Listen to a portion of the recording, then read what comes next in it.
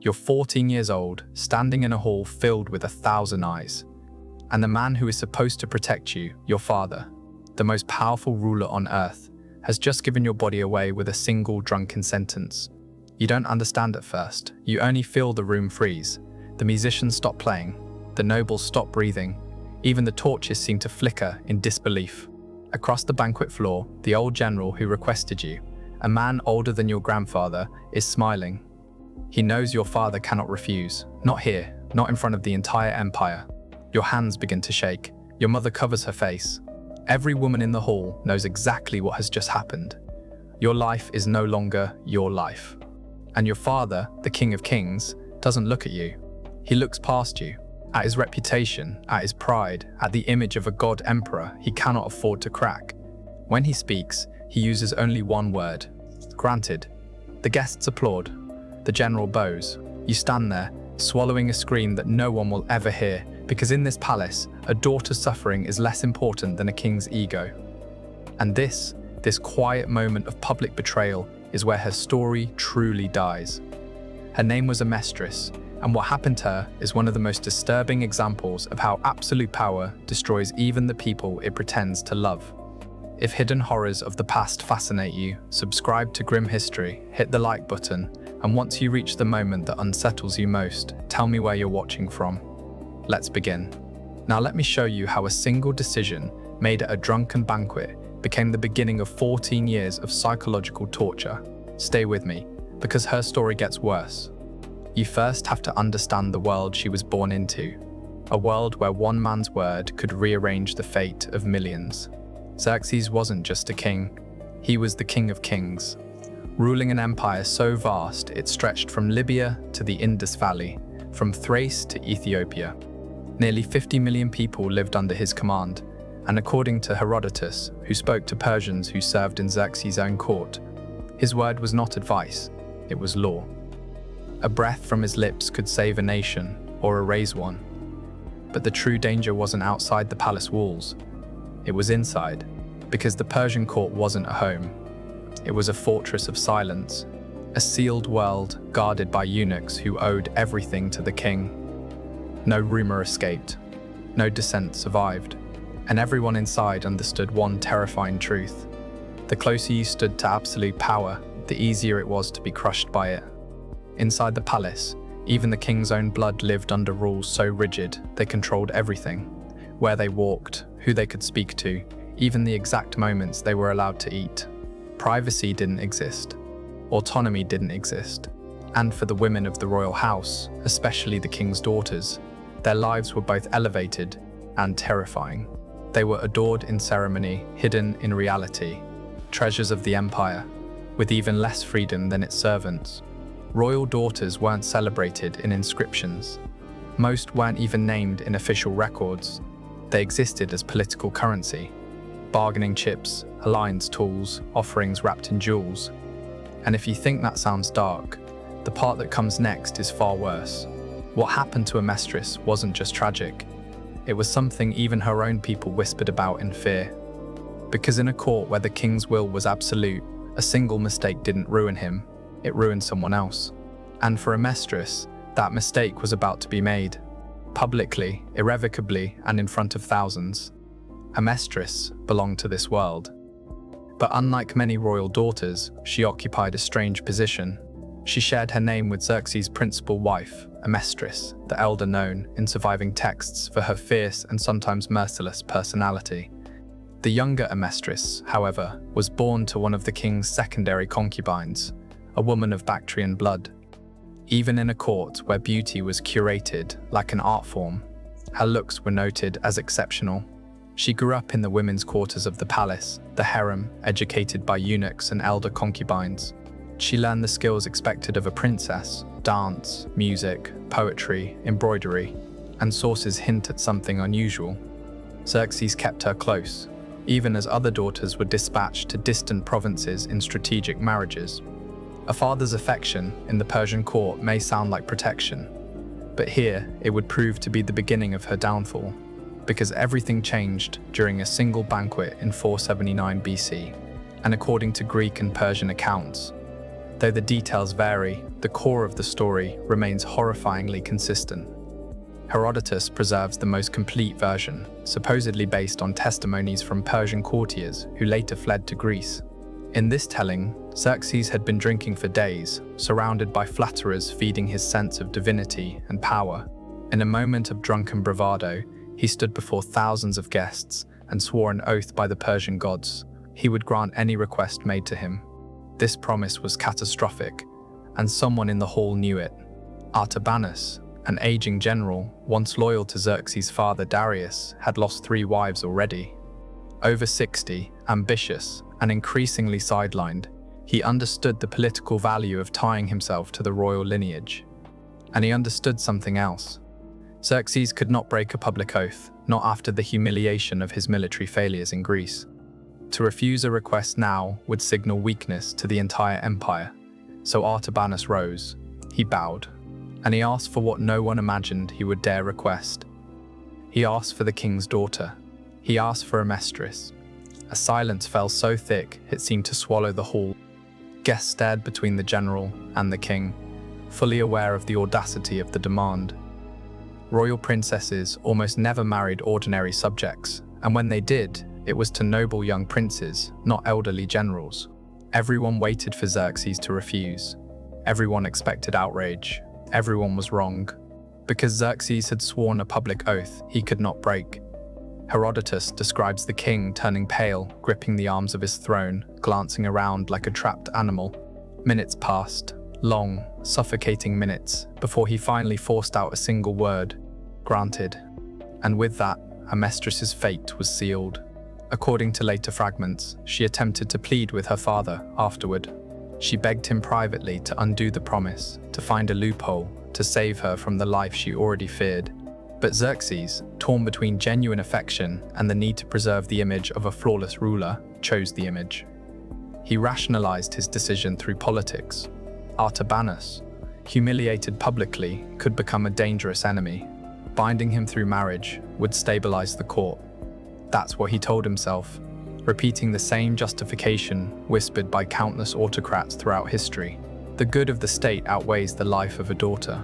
3 months later, the marriage was carried out with all the spectacle expected for a princess of Persia. But those who witnessed it remembered something else entirely.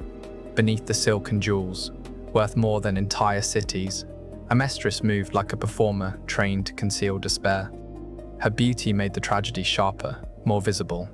She walked through the rituals silently, her expression fixed somewhere between duty and dread. Artabanus, meanwhile, radiated triumph. He had secured not only a young and beautiful wife, but a permanent, intimate tie to the Achaemenid bloodline. And though the ceremony ended, the true consequences of Xerxes' decision were only beginning to unfold, and they were far darker than anyone in that hall could imagine. The age difference between them was staggering. Amestris was barely 14, while Artabanus was well past 60. Even in a society where marriages between older men and young girls were not unusual, this particular pairing unsettled the palace. Whispers circulated in corridors and courtyards, murmurs of Xerxes' cruelty in sacrificing his daughter simply to protect his pride. And those whispers would only grow louder as the truth of her marriage began to reveal itself. Because the first months made something painfully clear. Amestris had not entered a marriage. She had entered a sentence. Artabanus, consumed by the desire to control and display his royal bride, kept her in near total isolation. Sources recount how he forbade Amestris from visiting her family quarters, or even speaking with her sisters and mother. In Persian culture, where female kinship was a vital source of emotional support and identity, this severing of ties was especially cruel. Amestris was effectively imprisoned in Artabanus's quarters, guarded by servants fiercely loyal to him. She had no freedom of movement, no privacy, and no autonomy of any kind. Fragmented correspondence suggests she tried sending secret messages to her father, begging for intervention. But Xerxes, ashamed of his own decision, yet unable to undo it without admitting weakness, never answered. That silence would haunt her. The most disturbing element of Artabanus's treatment involved his conjugal expectations. Ancient sources, cautious in their language, still make it clear, despite his advanced age, he subjected Amestris to frequent and forced marital demands. His obsession centered on producing an heir with royal blood, an heir who would secure his position in the imperial hierarchy. Court physicians were summoned. Administrative tablets record payments to fertility specialists, herbs, and concoctions meant to enhance conception. None of this was for Amestris's benefit. She was not regarded as a wife. She was a vessel, a body to be used for political inheritance. 3 years into the marriage, in 476 BC, Amestris finally became pregnant. Artabanus rejoiced, offering grand sacrifices to the Persian gods. For him, the child represented triumph. For Amestris, the pregnancy meant something far darker. She knew that if she delivered the heir he desired, she would be bound to him permanently. Mothers of royal children could not be dismissed, divorced, or released. Her fate would be sealed forever. Servants later described her pregnancy as overshadowed by profound sorrow. She spent hours staring out toward the palace gardens, where she once danced freely, tears sliding down her face in silence. She often refused food, forcing attendants to intervene. The girl who once moved with grace now moved only with dread. In her 9th month, she entered labor, a grueling ordeal that stretched across 2 days. Court midwives documented severe complications. When the child finally arrived, a boy Artabanus immediately named Xerxes, honoring his imperial grandfather. It was clear he was dangerously weak. Palace physicians doubted he would survive, but Artabanus ignored every warning and began planning ceremonies for the infant's presentation. Those ceremonies would never come. 10 days later, the baby died. Official records attributed the death to respiratory failure, but in the shadows of the palace, darker rumors circulated. Some whispered that Amestris, driven to utter despair, had taken the baby's life herself as the only escape left to her. Others claimed loyal servants, horrified by her suffering, had deliberately neglected the child. No evidence confirms any version. Yet the fact these rumors existed at all reveals how desperate and unbearable her life had become. And the whispers had consequences. The baby's death unleashed something terrible within Artabanus. Convinced that Amestris or her attendants were responsible, he became increasingly abusive and controlling. Servants reported hearing screams from behind closed doors. They saw Amestris with bruises on her arms and face. On one recorded occasion, Artabanus beat her so severely she remained bedridden for weeks. When her body healed, something inside her did not. Witnesses described a profound psychological collapse. The young woman who once pleaded, resisted, searched for small acts of freedom now moved through life like a shadow. She ate only when forced. She rarely spoke. She spent hours unmoving, staring at nothing, her spirit hollowed out. Xerxes was eventually informed of her condition. Only then did he seem to recognize the magnitude of what he had done to his daughter. Some sources suggest he attempted a discreet intervention, ordering Artabanus to treat Amestris more gently. But on this matter, the king's authority meant little. Artabanus, now tied to the royal family through marriage and aware that Xerxes had sacrificed his daughter to preserve his own image, understood the king's weakness. His power within the palace had grown, and he knew he could act without consequence, because the king who created her suffering was the same king who could no longer stop it. Artabanus responded to Xerxes' private warnings with veiled reminders. The king himself had consented to the marriage, and according to Persian custom, the treatment of a wife fell entirely under her husband's authority. To challenge that would be to challenge the very traditions that upheld imperial rule. And Xerxes, caught in a trap of his own making, stepped back. Amestris would remain with Artabanus, and her suffering would continue without interference. But history has a way of turning on the decisions we try hardest to ignore. 14 years after Amestris's marriage, everything changed. Xerxes was assassinated in a palace coup led by Artabanus and several conspirators. The motivations behind the plot were complex: succession politics, rival factions, long-standing grievances. Yet some accounts claim that Artabanus twisted Amestris's suffering into a justification for murder. He allegedly told his allies that Xerxes had become a weak tyrant, a man so lacking in judgment that he sacrificed his own daughter to maintain his image. It was a breathtaking display of hypocrisy. The very cruelty Artabanus inflicted became the excuse he used to kill the man who had allowed it. The coup succeeded for a moment. Artabanus seized control of the palace and ruled behind the scenes for 7 months. But eventually, Xerxes' son, Artaxerxes, rallied loyal forces, crushed the rebellion, and confronted the general in the palace. Artabanus was executed in a violent clash with the royal guard. His reign of influence ended with the same brutality he had inflicted on the young woman he imprisoned. One might imagine that Artabanus's death brought Amestris freedom, perhaps even joy. But the truth was far more tragic. By then, Amestris was 28 years old. Yet witnesses described a woman who seemed decades older. Her hair had streaked with premature grey, her face hollow, her expression vacant. Artaxerxes, her half-brother and now great king, tried to restore her place in court. He offered her private quarters, servants, and the autonomy she had been denied. But Amestris rarely stepped outside her rooms. She refused banquets, ceremonies, and festivals.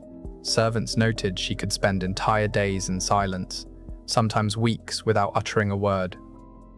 One day, musicians were sent to lift her spirits. They played a melody she had once danced to on that distant night in 479 BC, before everything was taken from her.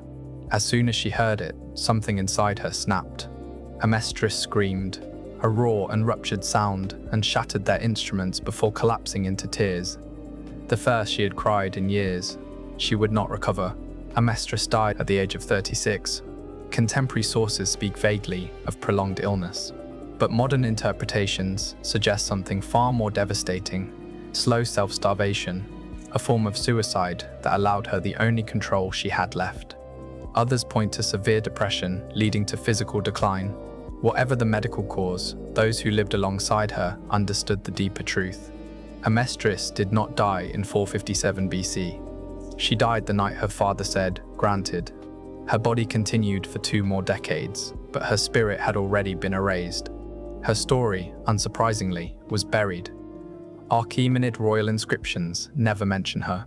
Xerxes is remembered as the builder of Persepolis, the ruler who challenged Greece, not the man who sacrificed his daughter to preserve his pride. Only in Greek accounts, Herodotus and later chroniclers who gathered Persian oral traditions do fragments of her tragedy survive. Even there, she appears not as a fully realized human being, but as a footnote illustrating the excesses of the Persian court.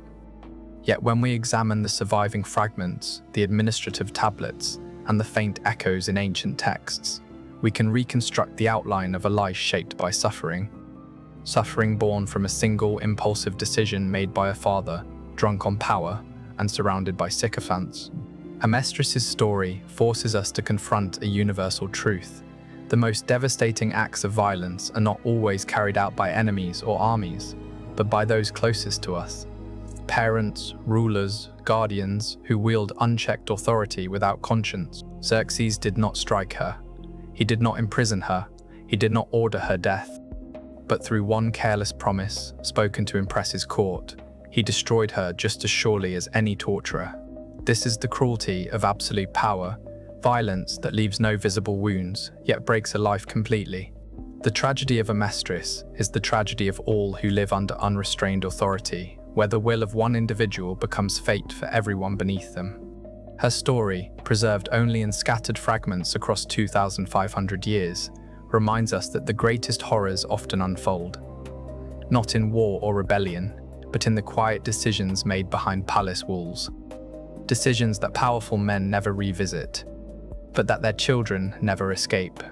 If this story moved you, and you want to explore more documented accounts of the darkest corners of empires and monarchies, consider subscribing and leaving a comment about which civilization or historical figure we should uncover next. If you've reached the end of this account, write Amestris in the comments, so we know you walked with us through this entire chilling descent.